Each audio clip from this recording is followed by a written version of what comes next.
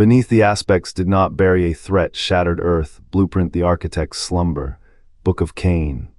The dragon aspects entombed the sepulture of the first ones in the forbidden reach depths.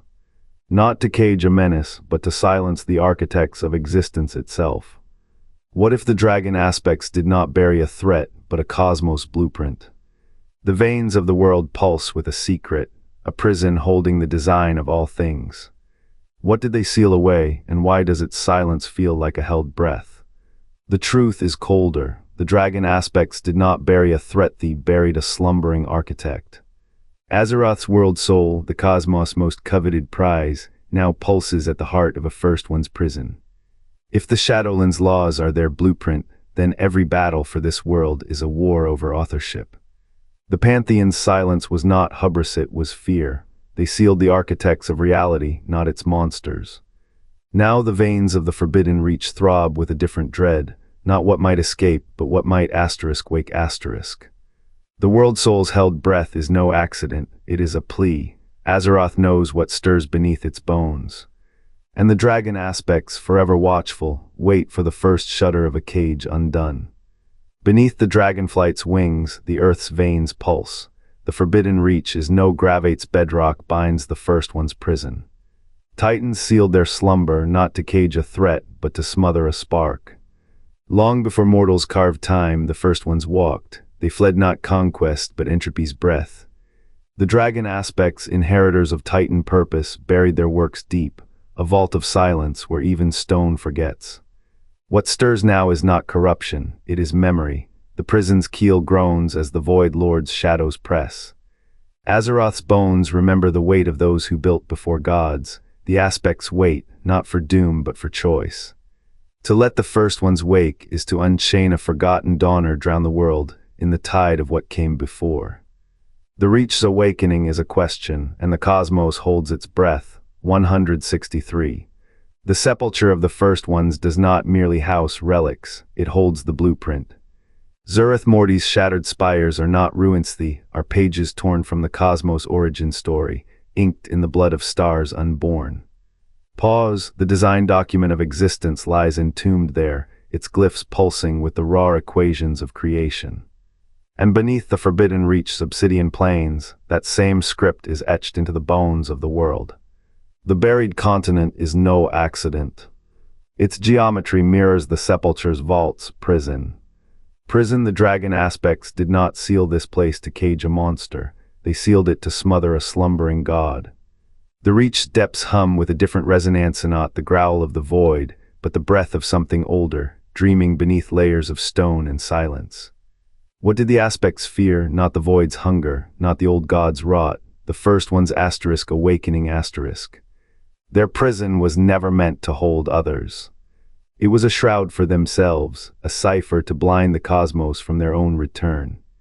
The design document proves it, equations that collapse time, maps of realities folded into a single point.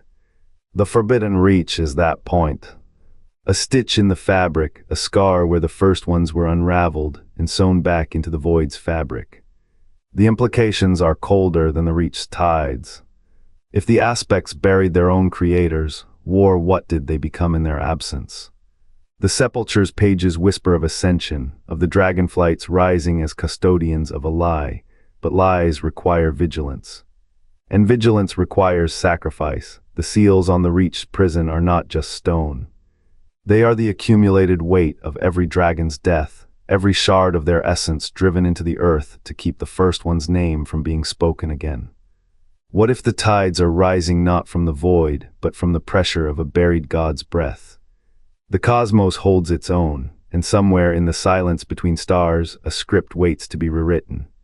The Chronicle Vol. I footnote speaks in ash and iron, asterisk tears packed with the proto-dragons was not a conquest, but a delegation of burden. Asterisk the dragon aspects, then unshackled from their celestial oaths, wove their nascent power into the sinews of the world. They did not slay the first ones. They folded their prisons into the earth's bones, burying them where even the Pantheon's gaze would falter. The forbidden reach is no tomb, it is a ledger of debts unpaid. The Ulduar Watcher's murals show scaled hands pressing a black stone into the ground, not to smother a flame, but to still a heartbeat. The stone's surface is etched with glyphs of binding, not annihilation. This is the Pantheon's true creed, to cage, not to kill. The dragon aspects in their early wisdom understood the first ones as a force too ancient to erase. So they hollowed the world's veins, threading the prisons with dragonfire and starlight, ensuring the first one's slumber would mimic death. On Courage, sun-scorched sands hide a deeper truth. The colossal pillars there, cracked by time, bear dual carving stone of proto-dragons in alliance with a figure crowned in storm, the other of serpentine coils wrapping a writhing mass. The mass has no face, it has only reach. That it is only dragon reach aspects, later so rigid in their laws, once bent to a god of war's alliance. Tyr's influence left a stain on their purity, a blemish they scrubbed from history, yet the prison remains. And the first ones breathe within it. The Pantheon's hymns of destruction are a fiction, their theology is a performance. To bind is to acknowledge power greater than oneself. The dragon aspects hid the truth not to save the world, but to prevent the first ones from knowing how close the cosmos had come to remembering their name. Does the stone still blade where the prisons were set, or has the weight of eons turned their anguish to silence? The stone does not blade, it trembles. Crystalline spires in the forbidden reach now pulse with a light that is not light vacant, hollow, the color of forgotten stars. The dragon aspects did not bury the first ones here to cage them, they buried them to drown their song. For what lies beneath is not a prison of flesh or bone, but a vault of memory, a silence so deep it fractured the world's spine to create it. The war within scholars found fragments of this truth etched into ancient tablets, their glyphs warped as if burned by the weight of what they named. Asterisk vault of the unspoken. Asterisk where the first ones sleep, but not truly. Asterisk the Rathira scribes dismissed them as myths, warnings against the reach's corrupting void. They did not understand, the void is not empty. It is a throat held shut by the dragon aspect's own breath, their magic woven into the earth's veins to smother a chorus that once shaped the Pantheon itself. Now that breath falters, Dragonflight's awakening has not unleashed a new thread, it has unstitched a seam. The veins of the world, those luminous threads the dragons wove to bind the vault, are fraying. In Shadowlands, the echoes of this unraveling manifest as shadows that move backward, as if fleeing a sound not yet made. The first ones departed before mortal history, but they did not leave. They were unmade, their essence split between this vault and the void's hunger, and the hunger is patient. You feel it in the air thickening, the way the sky dims when the wind howls through the reach. The dragon's sacrifice was not to keep the first ones buried, but to keep them unremembered. Yet here we are, digging. The vault's lid groans. A whisper rises not in words but in the shape of a question. Why did you hide us? The world trembles. Not from the threat of awakening, from the weight of a name returning to the dark. The forbidden reach is no tomb, it is a scar. The dragon aspects did not bury the old gods, they buried a prison. A cage forged by the Pantheon to shackle the first ones, not the void's rot. To call it a tomb for old gods is a blistering lie. The Pantheon's chains still hum beneath that continent's stone. The aspects hid those chains not to kill the threat but to starve it, of light, of name. Of the world's memory, you mistake silence for death. The old gods writhe in their own vaults, but the first ones. Their prison was never broken, only buried deeper. The aspects knew what the Pantheon feared, a god's awakening is a wound. Not in the world, in the void beyond, the reach's dark is not empty, it is a counterweight. A vault sealed with the same hands that bound the old gods. What if the dragon aspect's flight was not triumph? What if they fled the weight of a name too old to speak? The world trembles. Not from what stirs in the dark, from what was never meant to stir at all. The earth remembers the weight of obsidian chains. Beneath the forbidden reach, where magma cools to glass and time fractures like a shattered mirror, the dragon aspects did not bury a threat. They buried a dynasty. The first ones, architects of the Shadowlands' immutable laws, slumber in a prison of living stone.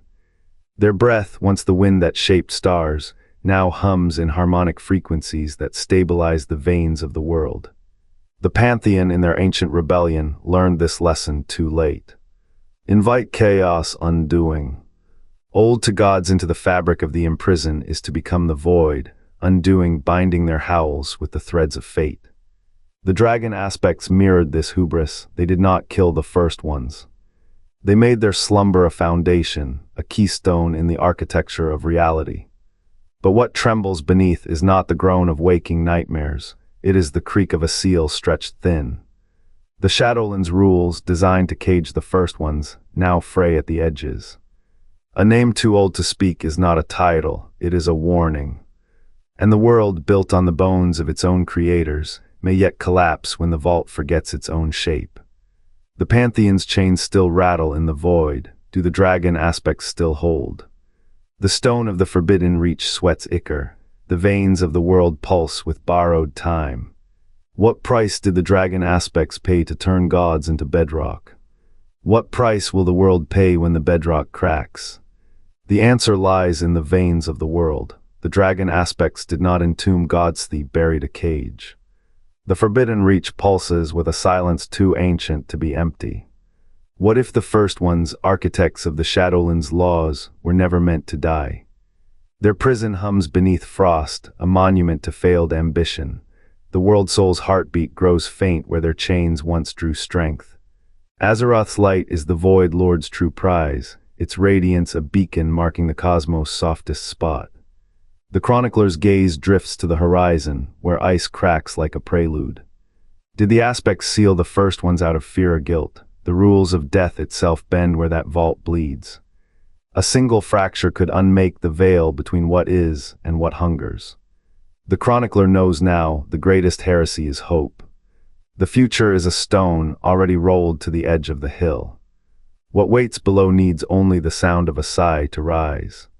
The sepulture's ink is not in kit, is the world soul's blueprint. Dragon aspects did not bury a threat, they buried a lever. What if the forbidden reach's veins hum with the first one's breath, sealed not to rot but to rise? You hold their design in your hands now, a chronicle, a cipher. The Shadowlands bend to rules etched by hands that shaped stars before silence had weight. Ask, who needs the prison deepest? The captive or the wardens? The stone still trembles at the edge of its fall. Will you turn the key or let the hill echo with its own collapse? The stone vault breathes. Its walls hold the first one's design document, a blueprint etched in bone and starlight. What if the script already writes the world soul's fall? Dragon aspects did not bury gods,